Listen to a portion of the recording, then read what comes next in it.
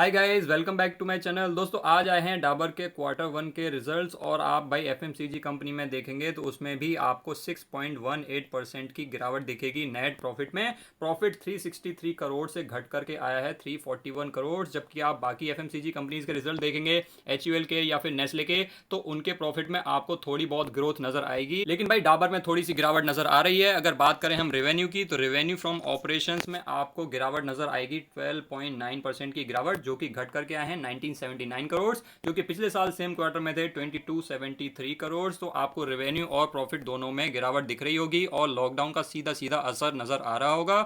अगर domestic volume की बात करें तो उसमें भी आपको 9.7% की गिरावट नजर आएगी, लेकिन दोस्तों एस्टिमेट किया था एनालिस्ट ने 14 से 15%, तो उससे तो कम ही गिरावट आपको नजर आ रही होगी।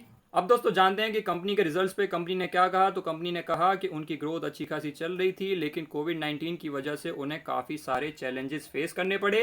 लेकिन क्योंकि अभी तो लॉकडाउन हट गया है और चीज़ें नॉर्मलाइज हो गई हैं, रेस्ट्रिक्शंस काफ़ी हद तक हट चुकी हैं, तो अभी जो उनकी कैपेसिटी है, प्रोडक्शन कैपेसिटी है, वो नियर नॉर्मल लेवल्स पे आ गई है और कंपनी पॉइज्ड है आगे ग्रोथ डिलीवर करने के लिए। और दोस्तों जिस तरह के प्रोडक्ट्स हैं डाबर के पास, भाई ये ग्रोथ बिल्कुल आपको देखने को मिल सकती है। अगर बात करें भाई प्रोडक्ट्स कौन कौन से हैं तो आप देखेंगे एक से एक ब्रांड है डाबर के पास। डाबर आंवला, वाटिका, डाबर आलमंड और सबसे important real juice, chyawanprash, Hajmola, ये सारे प्रोडक्ट्स आप जानते होंगे और आपने कभी ना कभी यूज भी किए होंगे। अब भाई बात करते हैं डाबर के स्टेटिस्टिक्स की। तो अगर मार्केट कैप देखें तो 86,000 करोड़ की मार्केट कैप है, लार्ज कैप कंपनी है। डिविडेंड ईल्ड है 0.61% की, जो कि उतनी खास नहीं है क्योंकि एचयूएल में आपको इतनी अच्छी डिविडेंड ईल्ड मिल जाती है, आपको नेस्ले में इतनी अच्छी डिविडेंड ईल्ड मिल जाती है, लेकिन डाबर की डिविडेंड ईल्ड थोड़ी सी कम है, थोड़ी सी क्या काफी कम है।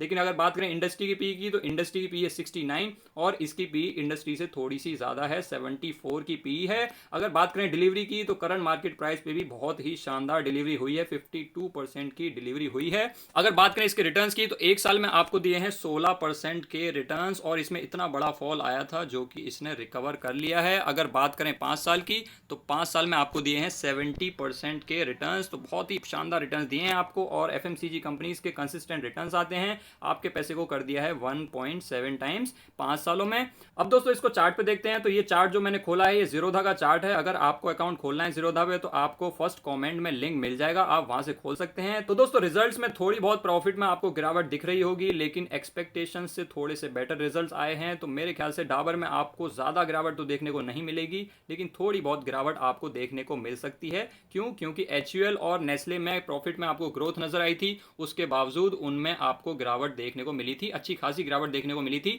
तो हो सकता है आपको डाबर में भी गिरावट देखने को मिले। अगर बात करें एमएसीडी की तो एमएसीडी से बुलिश सिग्नल थोड़ा सा दूर है। अगर एक और बुलिश कैंडल बन जाएगी तो यहाँ पे बुलिश सिग्नल आ जाएगा। अगर आरएसआई की बात करेंगे तो आरएसआई तो काफी स्ट्रॉन्ग नजर आ रही है और यहाँ से कोई भी वीकनेस नजर नहीं आ रही है। लेकिन दोस्तों जो कैंडल्स हैं वो हैं बॉलिंजर बैंड के टॉप बैंड पे, जो कि अपने आप में हमें इशारा कर रही है कि हमें थोड़ा सा इसमें वेट करना चाहिए। कितना वेट करना चाहिए दोस्तों? ये जो आपको ब्लैक लाइन दिख रही है ये है 200 डे का मूविंग एवरेज। तो हो सकता है डाबर गिर के अपने 200 डे के मूविंग एवरेज पे सपोर्ट ले, और एक बार ऑलरेडी सपोर्ट ले भी चुका है। तो हो सकता है ये स्टॉक गिर के यहां तक आ सकता है दोस्तों, इसके 200 डे के मूविंग एवरेज के आसपास, जो कि है 460 के आसपास। तो आप चाहें तो वहां का वेट कर सकते हैं। लेकिन दोस्तों क्योंकि इसका 52 वीक हाई है 525 के आसपास, तो इसमें थोड़ा सा और गिरावट मिलेंगे तभी आपको मजा आएगा।